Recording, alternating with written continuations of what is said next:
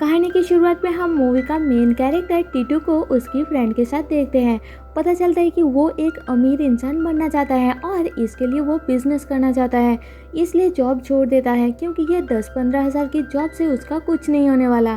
Company का owner Titu की father को कॉल करके बता देता है कि टीटू ने जॉब छोड़ दिया है, जिससे टीटू का फादर गुस्सा हो जाते हैं। पता चलता है कि टीटू इससे पहले बहुत सारा जॉब छोड़ चुका है, उसमें सब्र नहीं है, वो तो बस चुटकी बजा के अमीर बनने का सपना देख रहा होता है। इसके बाद टीटू बैंक से लोन लेकर अपना एक कैटरर का बिजनेस खोलता है और एक दिन जब वो एक शादी में जाता है, वहाँ हम उसकी गर्लफ्रेंड मौसमी को देखते हैं। मौसमी अपने पेरेंट्स के साथ टीटू को मिलवाना चाहती है, पर टीटू जब तक सेटल नहीं हो जाता तब तक ना मिलने का कहता है। उस दिन शादी में बहुत सारा खाना बच जाती है तो टीटू वो घर लाता है और अपने फादर से बैंक लोन मिटाने के लिए पैसे मांगता है, पर वो नहीं देते। और अगले दिन बैंक वाले घर आकर टीटू को पकड़ के धमकाते हैं और जल्दी अपना क्रेडिट कार्ड का बिल चुकाने के लिए कहते हैं। टीटू का पेरेंट्स उसके लिए एक लड़की ढूंढते हैं और इधर मौसमी के घर में साजन जी भी उसके लिए रिश्ता लाए होते हैं, पर मौसमी उन्हें मना कर देती है कि वो बस टीटू से ही शादी करेगी और जॉब के लिए निकल पड़ती है। वो एक गवर्नमेंट इलेक्ट्रिक ऑफिस में जॉब करती है और टीटू उसे छोड़ने जाने के लिए आता है, तो मौसमी उसके साथ झगड़ा करती है अपनी पेरेंट्स के साथ बात करने ना आने के लिए। साजन जी उनका पीछा करते हैं। मौसमी का ऑफिस छोड़ने के बाद टीटू जाता है अपने फादर की दुकान में और वहाँ कुछ काम खत्म करके निकलता है। साजन जी उसका पीछा करते हुए उसकी फादर के दुकान तक पहुँच जाते हैं और टीटू के फादर से उसकी शादी की बात करते हैं, पर टीटू का फादर उन्हें भगा देते हैं। कैटरर का बिजनेस अच्छे से चल नहीं रहा होता, इसलिए टीटू अब ड्रिंकिंग वाटर का बिजनेस खोलना चाहता है। इसलिए अपने फादर से 3 लाख रुपए मांगता है, पर वो नहीं देते और उल्टा बिना बताए एक लड़की के साथ उसका शादी फिक्स कर देते हैं। वो अपने पेरेंट्स को बता देता है कि वो अपनी पसंद की लड़की जो कि उसने ऑलरेडी देखा हुआ है उसी से शादी करेगा, और अगले दिन इस पंगे से बचने के लिए अपना और मौसमी का झूठा शादी का कार्ड बनवा के पड़ोसी में बांट देता है।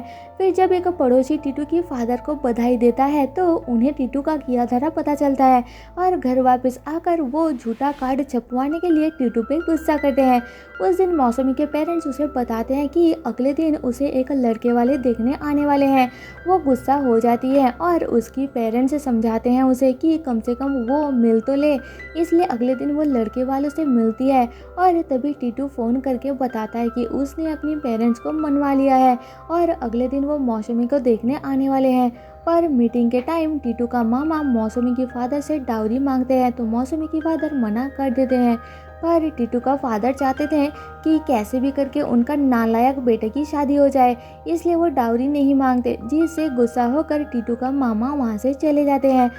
फिर आपस में बातचीत करके उन दोनों की रिश्ता पक्का हो जाती है और कुछ दिनों में शादी भी हो जाती है, तो दोनों हैप्पीली रहने लगते हैं। शादी के बाद भी टीटू रिस्पॉन्सिबल नहीं बनता और फिर एक दिन फिर से अपने फादर से पैसे मांगता है पानी का बिजनेस खोलने के लिए। वो नहीं देते तो वो बैंक जाता है लोन लेने के लिए, पर उसका ट्रैक रिकॉर्ड खराब होने के कारण बैंक वाले उसे लोन देने से मना कर देते हैं। तो वो मौसमी के नाम से लोन लेता है और घर आकर मौसमी को एक पेपर पे साइन करने के लिए कहता है।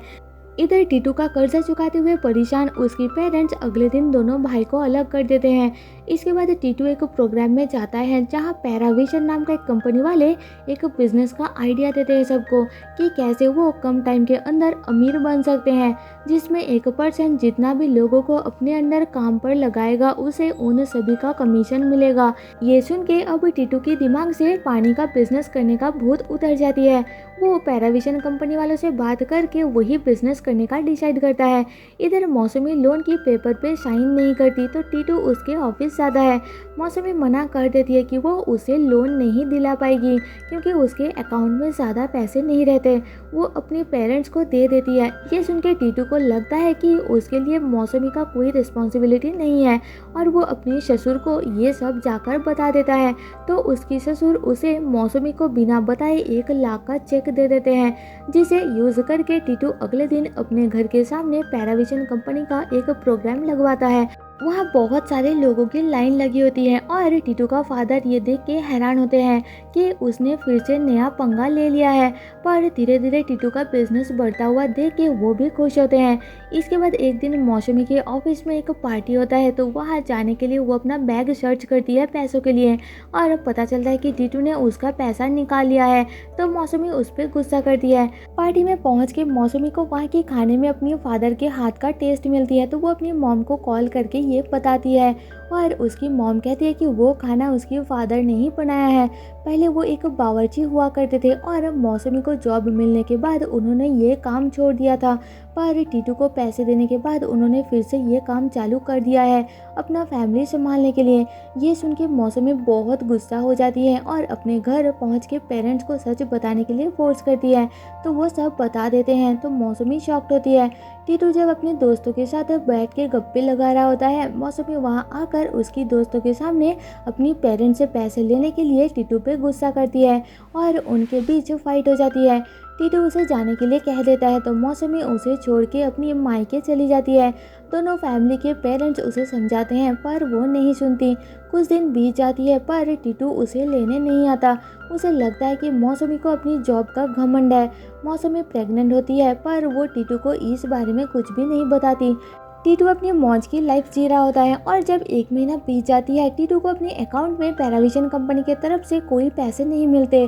उसके अंडर जिन लोगों ने काम ज्वाइन किया था उन्हें भी कोई पैसे नहीं मिलते, तो वो सब गुस्सा होकर टीटू के पास आते हैं और बैंक जाकर चेक करने पर पता चलता है कि उन्हें कोई पैसे नहीं मिले। पता लगता है कि वो कंपनी फ्रॉड है, उल्टा इतने सारे लोगों के बिजनेस में लगाए हुए पैसे को लेकर भाग चुके हैं। सब लोग टीटू को इसके लिए जिम्मेदार मानते हैं और उस पर हमला कर देते हैं। टीटू जान बचा के वहाँ से भागता है और एक जगह छुप जाता है। वो सब लोग टीटू की फादर के पास आते हैं और उन्हें धमकाते हैं, जिससे टीटू की पेरेंट्स दुखी हो जाते हैं और टीटू ये सब घर के ऊपर से छुप के सुन रहा होता है।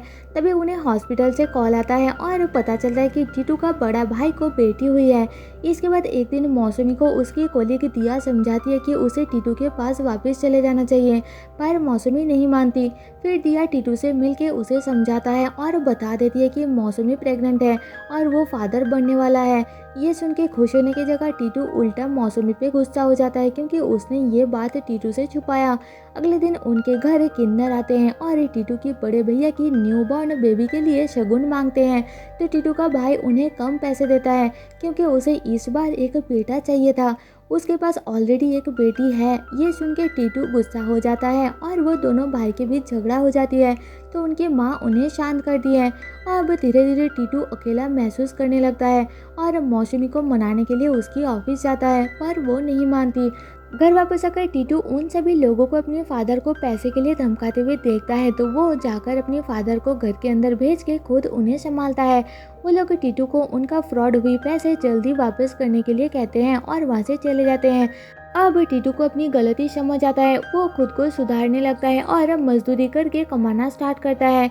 जहाँ वो पहले काम करता था वहाँ काम शुरू करता है और अब मन लगा के काम करता है, तो मालिक उससे खुश होकर उसके फादर को बताता है कि टीटू बहुत अच्छा काम कर रहा है। ये सुन के टीटू का फादर खुश होते हैं। अपनी सैलरी से वो अपनी माँ के लिए साड़ी लाता है और मौसमी के पेरेंट्स से लिया हुआ पैसे का थोड़ा बहुत चुका देता है और उनसे माफ़ी मांगता है। मौसमी के घर वापस आने पर उसकी पेरेंट्स उसे समझाते हैं कि आज टीटू आया था, पर मौसमी को लगता है कि वो ये सब अपने बच्चे के लिए कर रहा है। वो टीटू पे भरोसा नहीं करती। टीटू अब मन लगा के काम करता है और ओवर टाइम करके कमाता है। फिर एक दिन जब वो अपने काम पर होता है, मौसमी की माँ टीटू को कॉल करके जल्दी हॉस्पिटल बुलाती है और वो भागता हुआ वहाँ पहुँचता है। पता चलता है कि ज़्यादा टेंशन लेने के कारण मौसमी की मिसकैरेज हुई है। उसे टीटू की साथ और सपोर्ट की ज़रूरत है। टीटू उसके पास जाता है और बात करने की कोशिश करता है, पर मौसमी इसके लिए उसे जिम्मेदार मानती है और माफ़ नहीं करती। अब टीटू मौसमी के घर में रहता है और मौसमी का अच्छे से ख्याल रखता है। एक दिन टीटू के दोस्त उसे एक और बिजनेस का आइडिया देते हैं, पर वो मना कर देता है। मौसमी ये सब देख के थोड़ा बहुत पिघलने लगती है। धीरे धीरे होली का टाइम आ जाती है और टीटू मौसमी के पास आकर उससे माफ़ी मांगता है। तो मौसमी भी उससे अपनी बिहेवियर के लिए माफ़ी मांगती है और फाइनली एक दूसरे को माफ़ करके दोनों एक हो जाते हैं। टीटू मौसमी को अपने घर वापस लाता है और दोनों फैमिली भी बहुत खुश होते हैं। तभी एक दिन टीटू के बैंक में पैराविजन वाले बिजनेस में लगाए हुए उसके 3 लाख रुपए वापस करके कॉल करते हैं कि अब उनकी कंपनी ने टीटू का ऑफिस अलग जगह पर शिफ्ट कर दिया है और उसे वहाँ का मैनेजर बना दिया है। पर टीटू को समझ आ जाती है कि ये उनका न्यू फ्रॉड प्लान है, इसलिए वो मना कर देता है और वापस मिला 3 लाख रुपए उन सभी लोगों में बांट देता है जिनके पैसे उस कंपनी ने लूटा था। और इसी हैप्पी एंडिंग के साथ मूवी खत्म हो जाती है। तो दोस्तों, जाने से पहले आपसे एक रिक्वेस्ट है कि एक्सप्लेनेशन पसंद आए तो प्लीज़ मुझे सपोर्ट करने के लिए चैनल को सब्सक्राइब और वीडियो को लाइक कर देना, जिससे मेरे चैनल को ग्रो करने में बहुत ज़्यादा मदद हो जाएगी। मिलता है आपसे मेरे नेक्स्ट वीडियो में, तब तक के लिए stay safe and tata bye bye.